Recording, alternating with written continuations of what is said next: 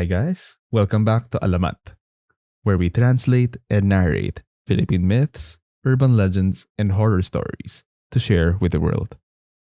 This week, we will be continuing the stories shared by Ermitanyo. This story was shared to Ermitanyo by Joff after Harold shared his story. And without further ado, let's begin. I cleaned myself up and I changed into a pair of fresh pants. Both Harold and Joff were still laughing. I told them that I'm not amused while shaking my head. I tried to change the topic. Nice story, sir, I said while stroking the bald part of my head. If I am going to see a white lady tonight, I'm going to take her home, I haughtily remarked. Both of them looked at me and rolled their eyes. What? I asked, but they just laughed. The sun shower had stopped by then. It rained hard while the sun shined brightly, which was strange. Joffrey jokingly said that the devil might be beating his wife. I smiled when he said this, not because I found it funny, but because I did not understand what that actually means. After a while, we stepped out of the vehicle and took our belongings. I noticed that the surroundings were already dark, although the sun had not yet set. The rainforest on Mount San Cristobal gives you a dark and mysterious vibe, with its moss-covered ancient trees and gloomy fog. We stumbled across a terrifying sign that warned us that the region is haunted by spirits, and that we must always be courteous. I noticed that the sign was hanging on a balete tree. Joff scoffed and said he was sure that it had been placed there by locals just to frighten visitors and to make the mountain more eerie. Frightened? I don't know the meaning of the word. If that's what they want, then they have already failed.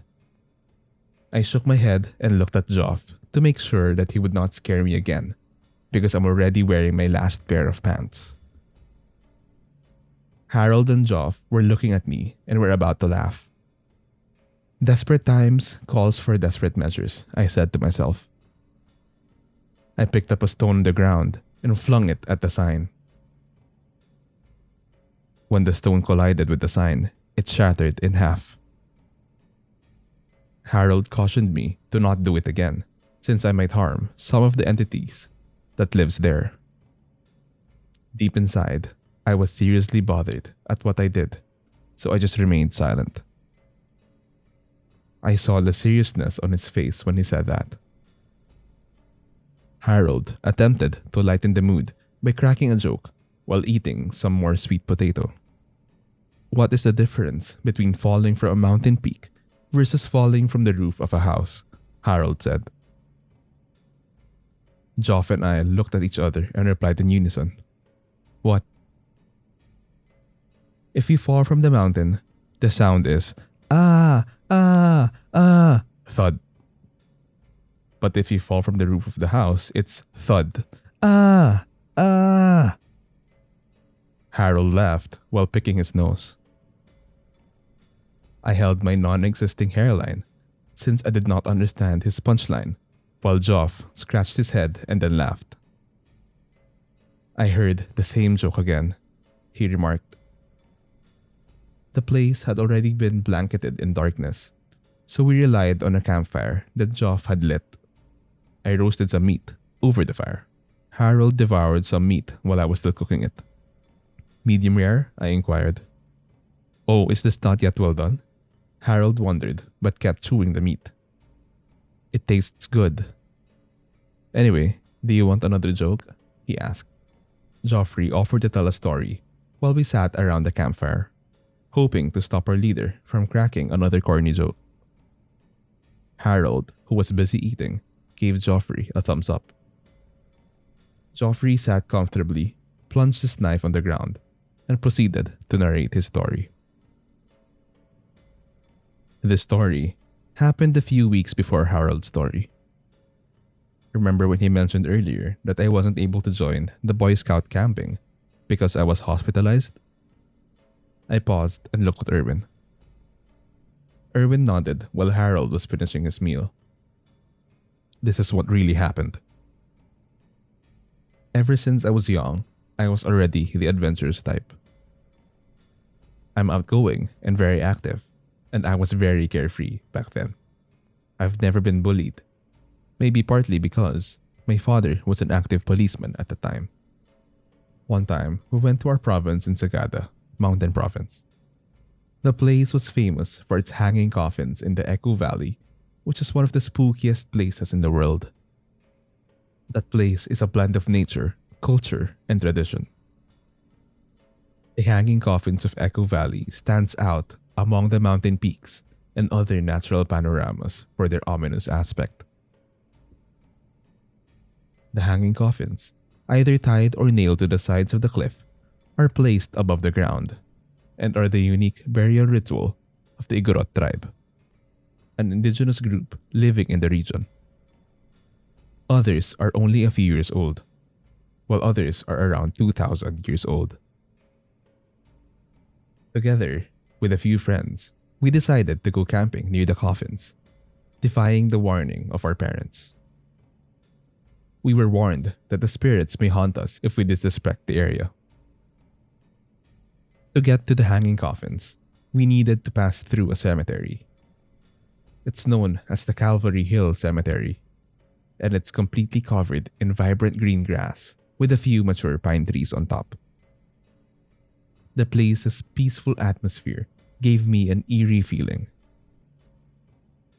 We did not encounter any hauntings, but we found a woman full of grease in the area. She approached us and tried to talk to us. Her yellowish to brownish teeth became evident as she smiled. We covered our noses due to her noxious odor. To scare her away, one of my buddies began throwing stones at her. Another friend threw some guavas, which we picked up on our way to that location. The woman sobbed as we kept hurling guavas and stones at her. Then, she attempted to run after us. She shouted cursing words as we hurried back to our own homes. That same night, while I was about to sleep in my room, I heard scratches on the window. When I checked, I found a broken portion of the glass, and the window was already open. I peeked outside the window, and to the corner of our yard, I saw a dark figure of a lady who was staring at me. I made a huge commotion and angrily took a baseball bat and went outside to confront the woman. But she was already gone when I arrived. After that incident, I inquired about a woman in the cemetery and was told that she was a homeless woman who preferred staying at the cemetery after her daughter died. They also said that her husband left her and her relatives also abandoned her.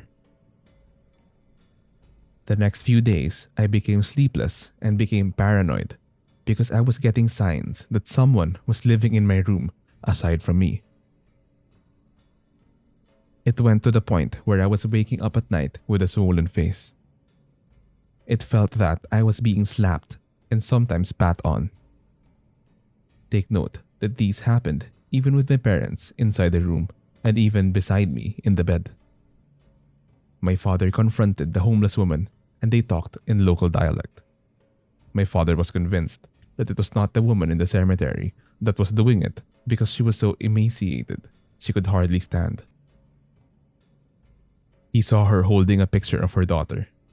She was taking care of the photo as if it was a precious gem. My parents stayed in my room that night. They were guarding me while I was sleeping. I woke up from time to time and saw my mother caressing my hair.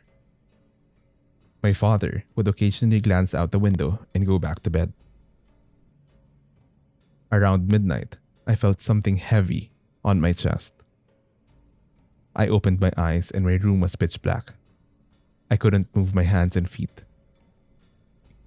I could sense that my parents were beside me, so I opened my mouth to ask for help. To my surprise, I could not say a single word, but heard myself bubbling unintelligible words. When my eyes got accustomed to the darkness, I saw the silhouette of a lady standing on my chest. She was all black except for her eyes and teeth. Her eyes were scarlet red and full of hate towards me. She then sat down on my chest, and her long hair soon covered my face. She grinned at me while holding my neck. Her two hands got a full grasp of my neck, and her grip became more intense. I was being suffocated and felt that the walls of our house were closing in on me. The lights suddenly turned on, and I saw my father near the switch while my mother was touching my shoulders to wake me up. "You were having a nightmare," my mother mentioned. But we heard disembodied footsteps from our bed, going straight to the window, and the window's glass shattered again. It was like someone went out of the window. That's when we realized that whatever was happening to me might be supernatural. Then came the darkest of my experience. I was possessed by the entity that tortured me greatly to the point of almost taking my life. I developed scrapes and bruises that were sometimes self-inflicted. My arms and legs were tied to the four corners of my bed to prevent me from hurting myself. I kept on shouting and cursing. There were times that my body levitated, which scared my parents. These events were later told to me by my mother because I had no recollection of these events. Back then, I just remembered that I was in a pitch black room, all alone, scared and crying my heart out. In desperation, my parents called in a spiritualist, otherwise known as Insupak, to help me. He was an elderly man, and his formula for an exorcism was straightforward. He stood below me and grabbed the soles of my feet. He then did some hand stroking and said, "Spirit who makes this person sick, go away." This he repeated over and over again, whispering softly, and frequently exhaling his breath to aid the departure of the spirit. Just like blowing away the dust, but the exhalation was an open-mouthed, out-breathing, and not a strong blowing. While the elder was doing his ritual, he was horrified to see a filthy entity that attached itself to me. He mentioned that she was piggyback riding me. She had a dark overall figure with an evil eye. "I am the daughter of the poor woman that you harmed," the Insupak said as he closed his eyes and spoke in the woman's voice. "You had no respect for an elderly woman. You deserve to die." He pointed at me and groaned in a high-pitched voice.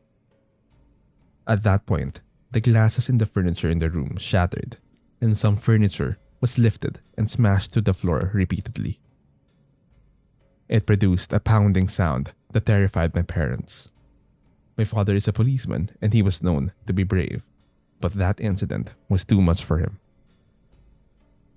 He just embraced my mother in the corner of the room to protect her. The elderly man's voice shifted from his usual voice to that of the woman's daughter. His voice echoed commands for her to leave, while the other voice was filled with guffawing and howling. After a tedious night of fighting with the malignant spirit, I was finally delivered from the possession. But the torture took a great toll on me, and I was hospitalized. I also learned that my friends were also haunted, and the haunting stopped when the homeless woman was sent to a social welfare institution.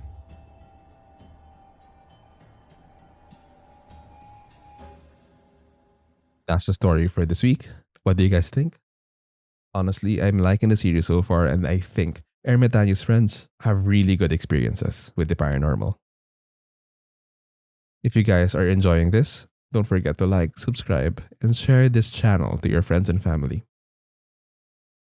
If you want me to narrate your personal stories, please send them over at mralamatph@gmail.com. Salamat guys, and see you in the next one.